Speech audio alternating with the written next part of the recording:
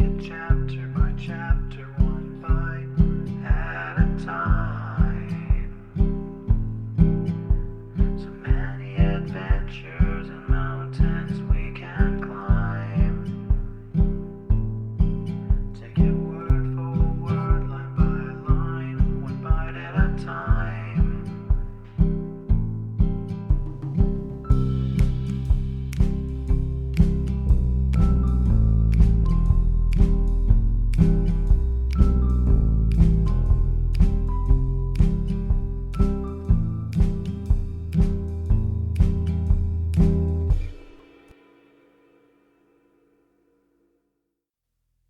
Welcome to Bite at a Time Books, where we read you your favorite classics one bite at a time.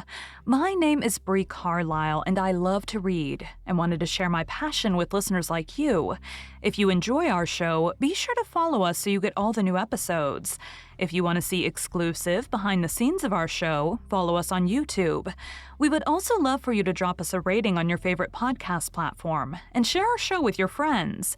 You can catch us on all the social medias at Bite at a Time Books. Today we'll be continuing Anne of Avonlea by Lucy Maud Montgomery. 17. A Chapter of Accidents. Anne woke 3 times in the night and made pilgrimages to her window to make sure that Uncle Abe's prediction was not coming true. Finally, the morning dawned pearly and lustrous in a sky full of silver sheen and radiance, and the wonderful day had arrived. Diana appeared soon after breakfast with a basket of flowers over one arm and her muslin dress over the other, for it would not do to don it until all the dinner preparations were completed. Meanwhile, she wore her afternoon pink print and a lawn apron fearfully and wonderfully ruffled and frilled, and very neat and pretty and rosy she was. "You look simply sweet," said Anne admiringly. Diana sighed. "But I've had to let out every one of my dresses again. I weigh 4 pounds more than I did in July. And where will this end? Mrs. Morgan's heroines are all tall and slender." "Well, let's forget our troubles and think of our mercies," said Anne gaily. "Mrs. Allen says that whenever we think of anything that is a trial to us, we should also think of something nice that we can set over against it. If you are slightly too plump, you've got the dearest dimples, and if I have a freckled nose, the shape of it is all right. Do you think the lemon juice did any good?" "Yes, I really think it did," said Diana critically, and much elated, Anne led the way to the garden, which was full of airy shadows and wavering golden lights. "We'll decorate the parlor first. We have plenty of time, for Priscilla said they'd be here about 12 or half past at the latest, so we'll have dinner at 1. There may have been 2 happier and more excited girls somewhere in Canada or the United States at that moment, but I doubt it. Every snip of the scissors as Rose and Peony and Bluebell fell seemed to chirp, "Mrs. Morgan is coming today." Anne wondered how Mr. Harrison could go on placidly mowing hay in the field across the lane just as if nothing were going to happen. The parlor at Green Gables was a rather severe and gloomy apartment, with rigid horsehair furniture, stiff lace curtains, and white antimacassars that were always laid at a perfectly correct angle, except at such times as they clung to unfortunate people's buttons. Even Anne had never been able to infuse much grace into it, for Marilla would not permit any alterations. But it is wonderful what flowers can accomplish if you give them a fair chance. When Anne and Diana finished with the room, you would not have recognized it. A great blue bowl full of snowballs overflowed on the polished table. The shining black mantelpiece was heaped with roses and ferns. Every shelf of the whatnot held a sheaf of bluebells. The dark corners on either side of the grate were lighted up with jars full of glowing crimson peonies, and the grate itself was aflame with yellow poppies.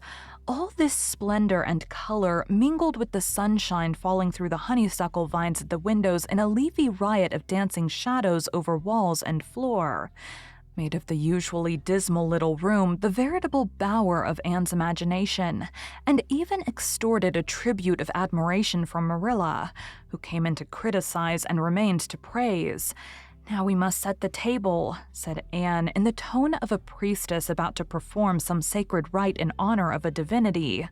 We'll have a big vase full of wild roses in the center, and one single rose in front of everybody's plate, and a special bouquet of rosebuds only by Mrs. Morgan's, an allusion to the rosebud garden, you know.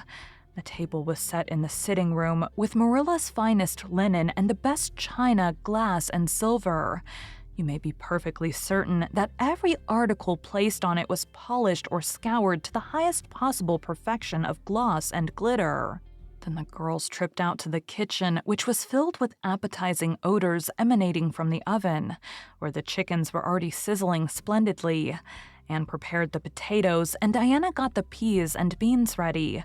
Then, while Diana shut herself into the pantry to compound the lettuce salad, Anne, whose cheeks were already beginning to glow crimson, as much with excitement as from the heat of the fire, prepared the bread sauce for the chickens, minced her onions for the soup, and finally whipped the cream for her lemon pies. And what about Davy all this time? Was he redeeming his promise to be good? He was indeed. To be sure, he insisted on remaining in the kitchen, for his curiosity wanted to see all that went on. But as he sat quietly in a corner, busily engaged in untying the knots in a piece of herring net he had brought home from his last trip to the shore, nobody objected to this.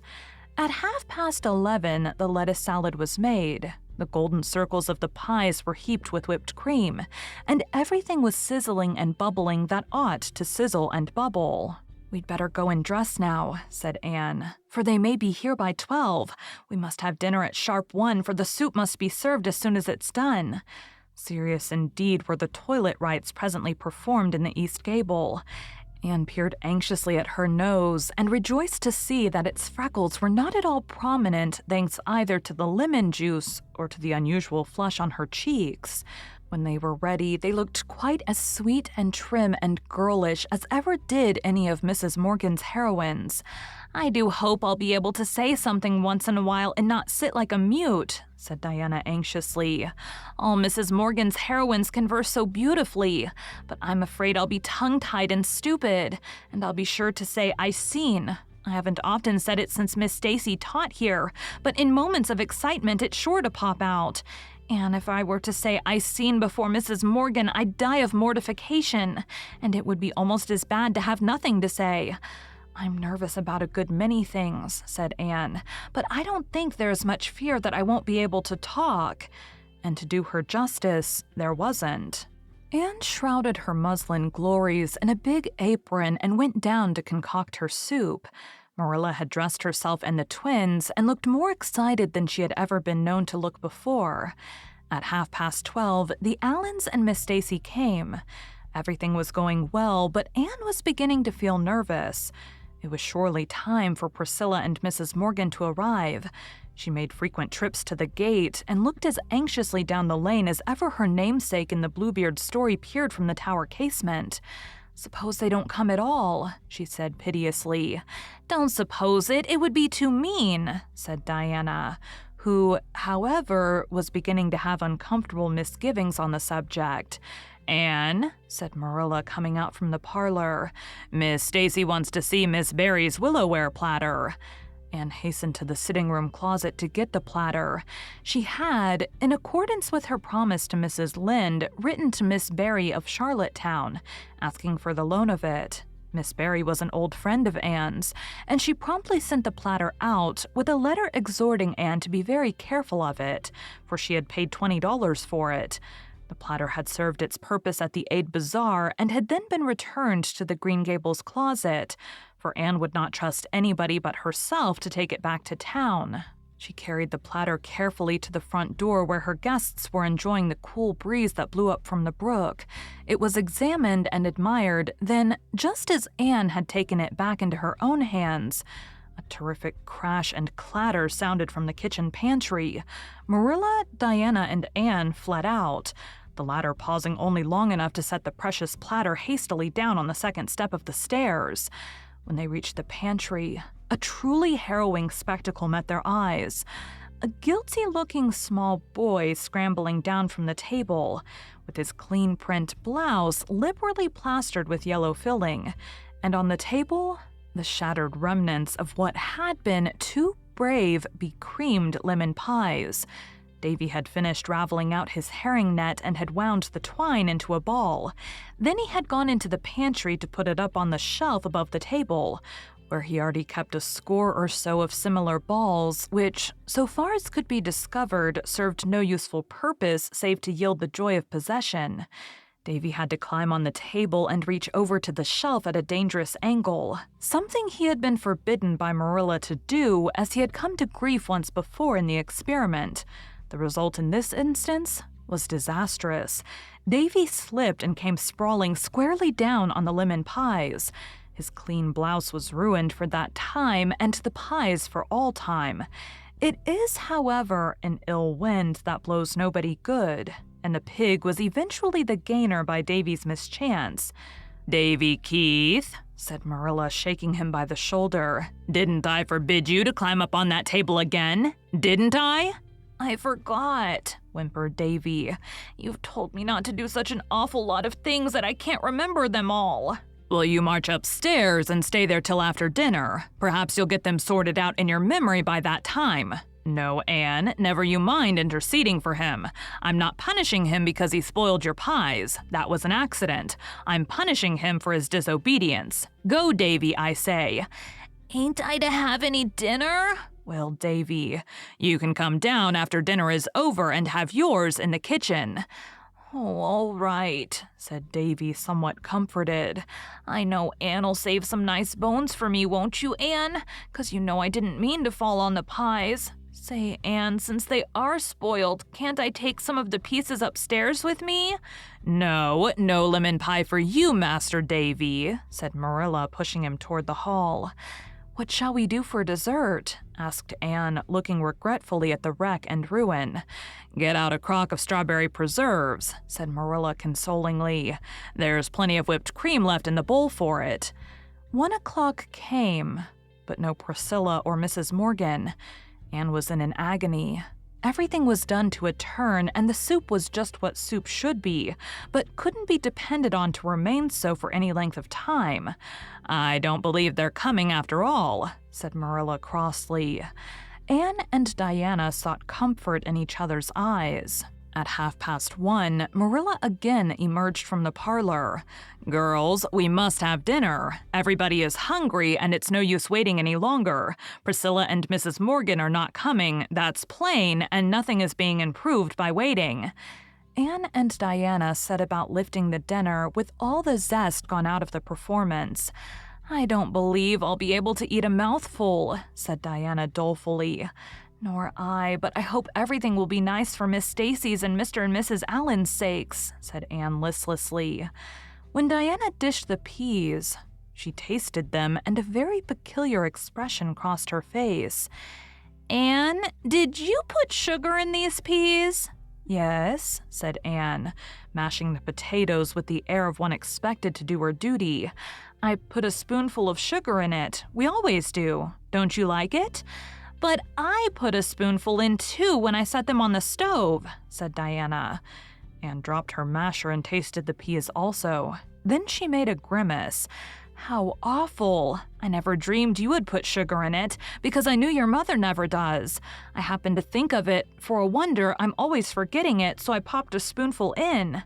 "It's a case of too many cooks, I guess," said Marilla, who had listened to this dialogue with a rather guilty expression. "I didn't think you'd remember about the sugar, Anne, for I'm perfectly certain you never did before, so I put in a spoonful."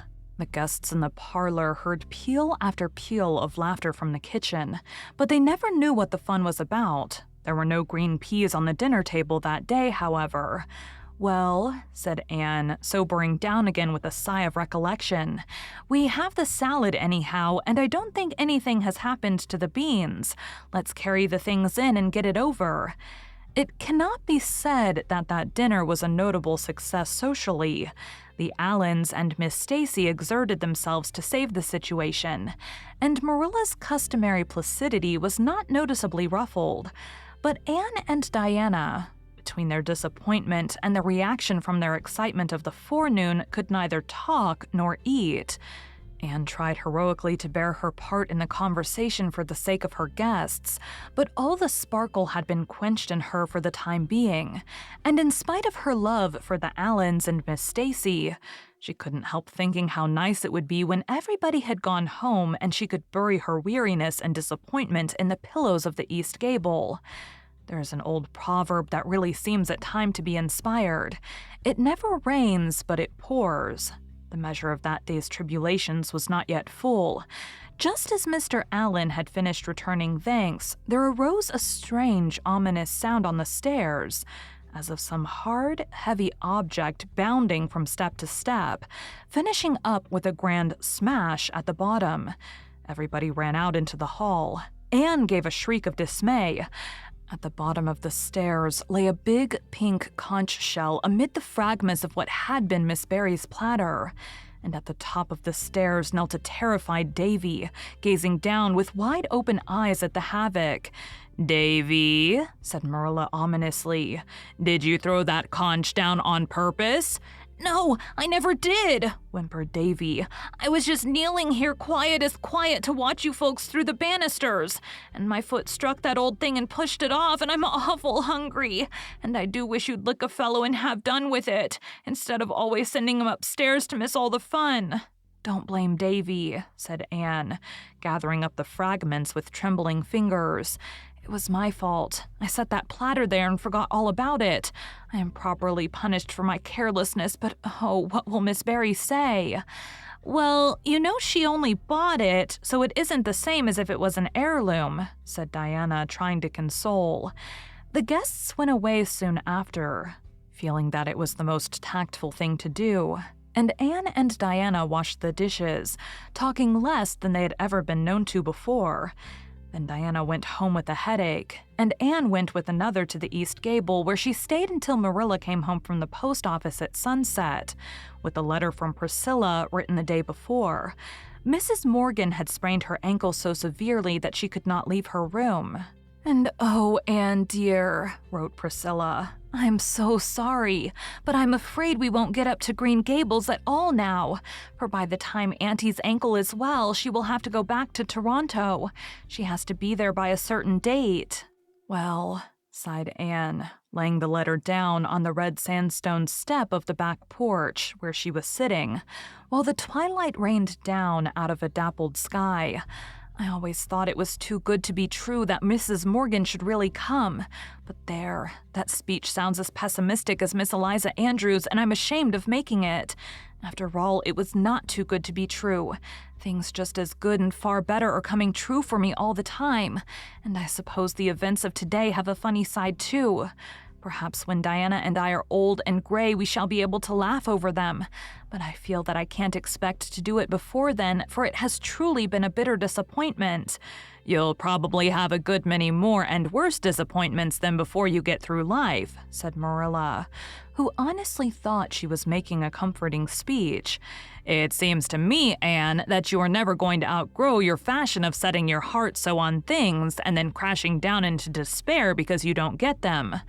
"I know I'm too much inclined that way," agreed Anne ruefully.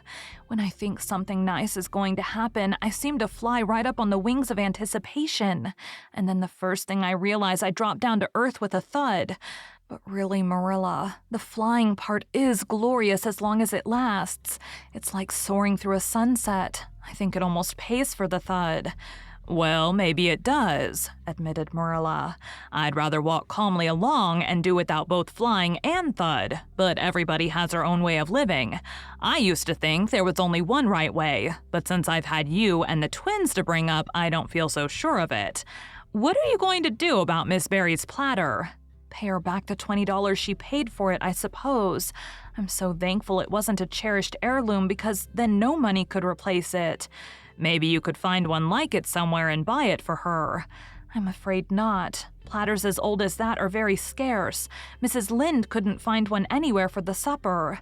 I only wish I could, for of course Miss Barry would just as soon have one platter as another if both were equally old and genuine. Marilla, look at that big star over Mr. Harrison's maple grove, with all that holy hush of silvery sky about it. It gives me a feeling that is like a prayer. After all, when one can see stars and skies like that, little disappointments and accidents can't matter so much, can they? Where's Davy? Said Marilla with an indifferent glance at the star. In bed. I promised to take him and Dora to the shore for a picnic tomorrow.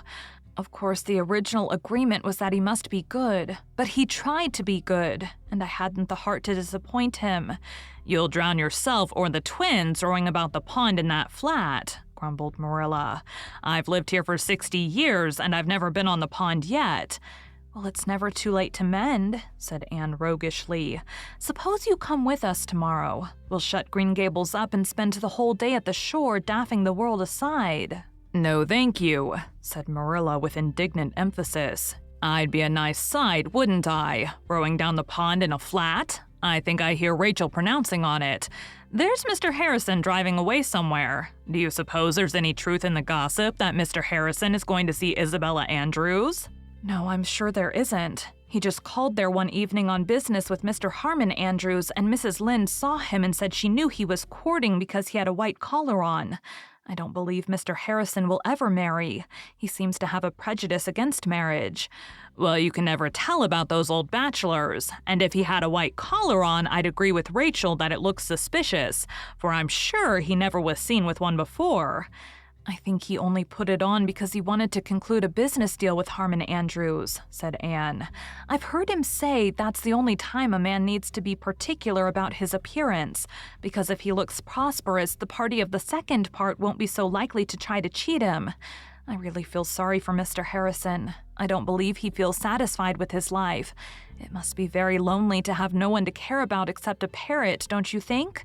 But I notice Mr. Harrison doesn't like to be pitied. Nobody does, I imagine. There's Gilbert coming up the lane, said Marilla.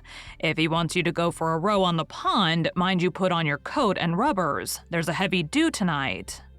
Thank you for joining Bite at a Time Books today, while we read a bite of one of your favorite classics. If you enjoy our show, be sure to follow us so you get all the new episodes. If you want to see exclusive behind the scenes of our show, follow us on YouTube. We would also love for you to drop us a rating on your favorite podcast platform and share our show with your friends. You can catch us on all the social medias at Bite at a Time Books. Again, my name is Bree Carlile, and I hope you come back tomorrow for the next bite of Anne of Avonlea.